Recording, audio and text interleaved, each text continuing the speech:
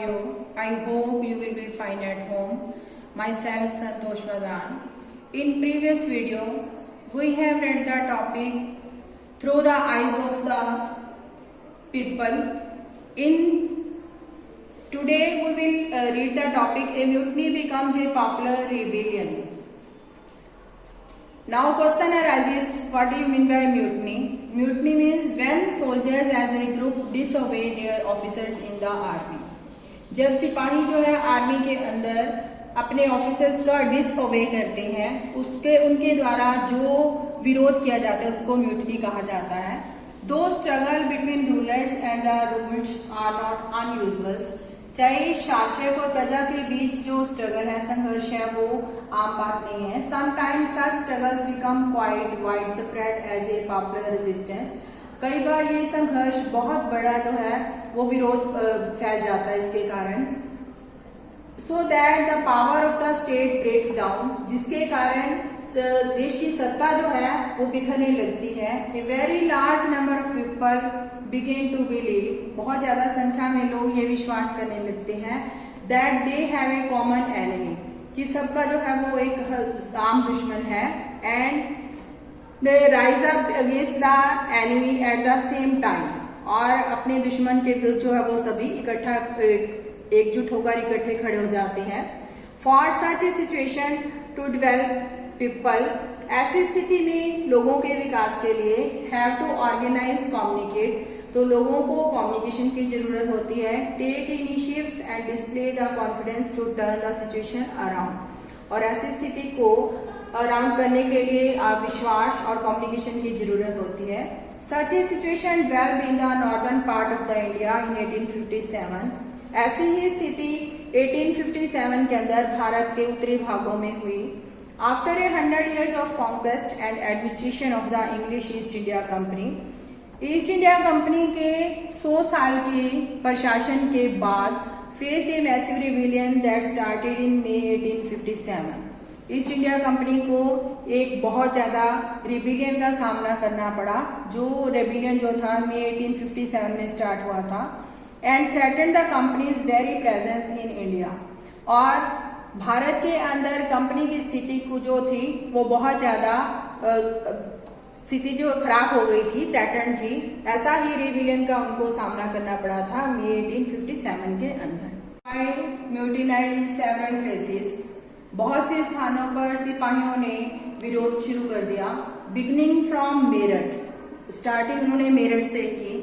And a large number of people, बहुत ज्यादा संख्या में लोग, from different sections of the society, समाज के बहुत अलग अलग भागों के लोग जो थे, रोज अप इन रिबेलियन, इस विरोध में जो है वो इसमें शामिल हुए. Some regard it as the biggest armed resistance to colonialism in the 19th century anywhere in the world. 19वीं सदी के अंदर बहुत से लोगों ने ये एक सबसे उनके ईस्ट इंडिया कंपनी के विरुद्ध, अंग्रेजी शासन के विरुद्ध जो था सशस्त्र संघर्ष को जो है वो नाम दिया.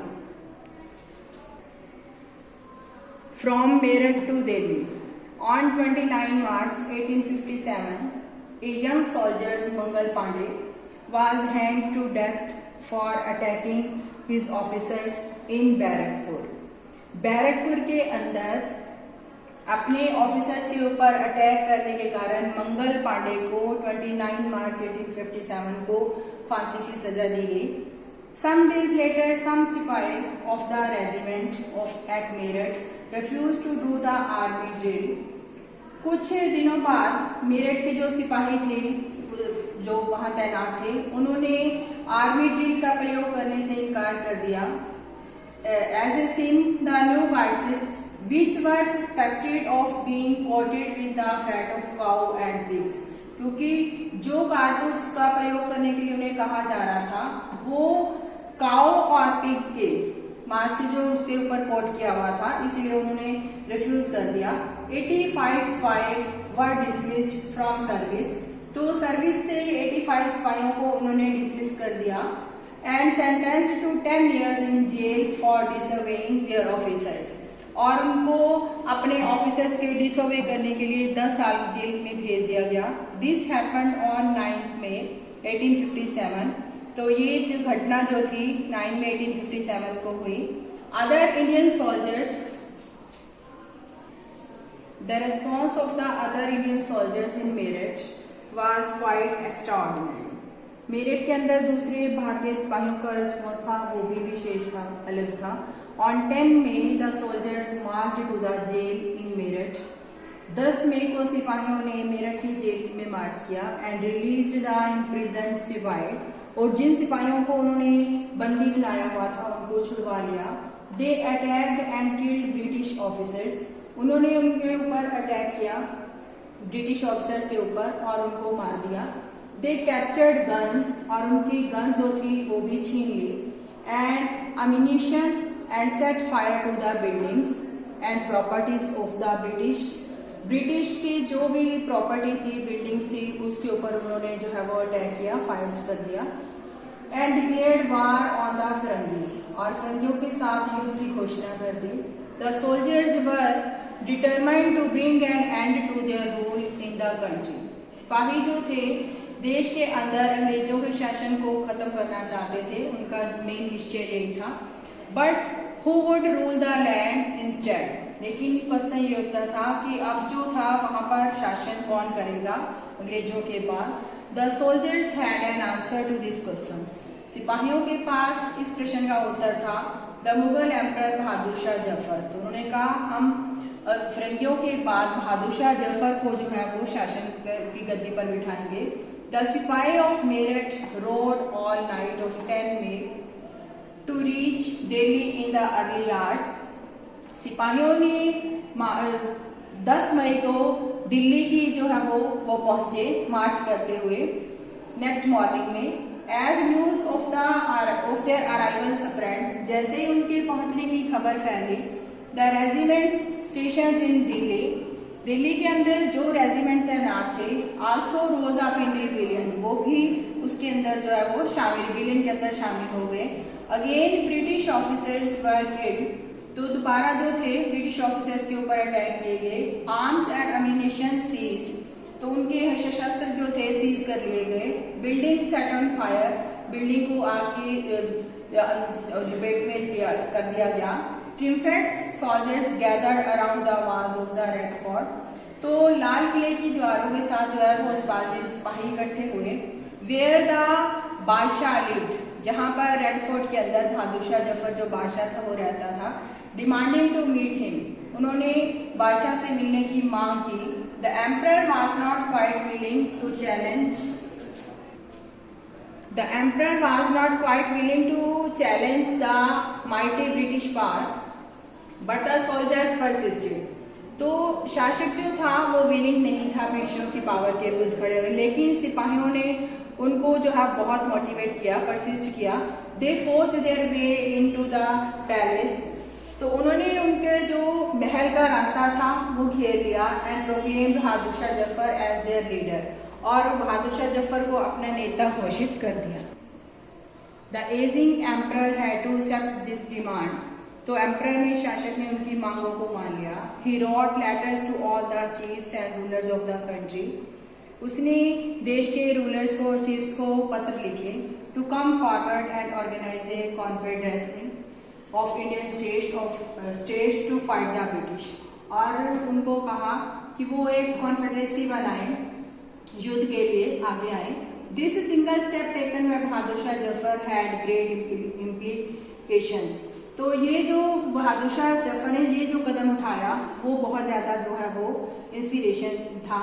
The Mughal dynasty had ruled over A very large part of the country, तो देश के बहुत बड़े हिस्से पर जो है वो मुगल शासक सत्ता का निर्माण हुआ। Most smaller rulers and chiefs controlled different territories on behalf of the Mughal ruler, Mughal ruler के बिहाफ पर छोटे छोटे एरिया के अंदर भी शासक जो थे वो भी तैनात हुए। Threatened by the expansion of British rule, वो भी जो थे ब्रिटिश रूल के बढ़ने से डरे हुए थे। मैनी ऑफ देम फेल्ट, कुछ ये महसूस करने लगे, that if the Mughal emperor could rule again, कि अगर मुगलों का शासक का बहादुर शाह जफर का राज दोबारा आता है, they too would be able to rule their own territories, तो वो फिर दोबारा वो है वो अपने टेरिटरी के ऊपर राज करने के काबिल हो जाएंगे once more under Mughal authority, अगर मुगल अथॉरिटी के अंडर वो उनको अपना शासन जो है वो मिल जाएगा। The British had not expected this to happen, ब्रिटिशों को ऐसा होने की आशा नहीं थी। They thought the disturbance caused by the issue of the cartridges would die down, तो उन्होंने सोचा कि जो इशू जो है वो कार्जेस के कारण उठा है उसको खत्म किया जाना चाहिए। But Bahadur Shah Zafar decisions to bless the rebellions, लेकिन बहादुर शाह जफर का फैसला जो था वो विद्रोहियों को ब्लेस करना मीन्स आशीर्वाद देना था। Change the entire situation dramatically, कि सिस्टमैटिकली जो है वो अंदरूनी स्थिति को चेंज करना, इसके लिए वो उसको ब्लेस द रिबेलियन कर रहा था। Often when people see an alternative possibility they feel inspired, जब लोगों ने ऐसी संभावना देखी तो वो भी इंस्पायर हुए एंड एंथुसियास्ट और उत्साहित हुए। It gives them the courage, hope and confidence to act, इससे उनको हौसला भी मिला, आशा भी उनकी बढ़ी और हौसले बढ़े, ऐसा उनका मुगल एम्परर बहादुर शाह जफर के राज को देखकर। Thanks, have a nice day.